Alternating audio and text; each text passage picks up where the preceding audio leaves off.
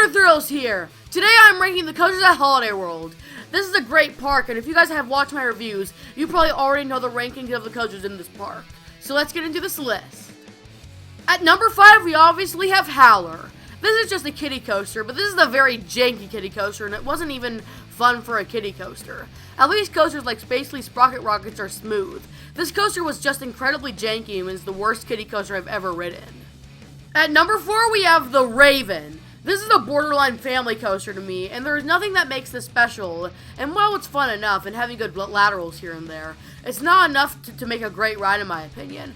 If it had more elements and it was a longer ride, it could definitely be higher on this list, but as is, it's just fine.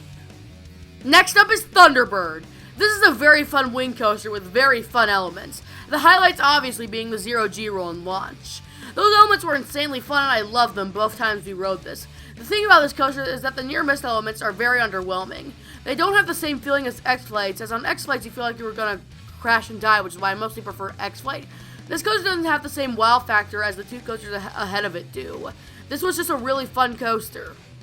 Next up for my number 2 pick is the Legend. This is one of the best wooden coasters I've ever ridden, and it's a good bit better than Thunderbird despite only being one spot above it. This coaster has awesome laterals, and it's just a really fun coaster. It's the first coaster at this park that makes my top 10. There's a couple great airtime moments, and you get non-stop laterals. This is one of the most intense woodies I've ever ridden due to all of these, and this is just a great ride, but it pales into comparison to the number 1 spot on this list. And finally, at number 1, we have the Voyage. Wow, shocker. This coaster is one of the best coasters I've ever ridden, and is leagues above every other coaster at this park. Not even Legend can touch Voyage. Voyage has non-stop airtime, a lot of laterals, and is pretty damn intense too.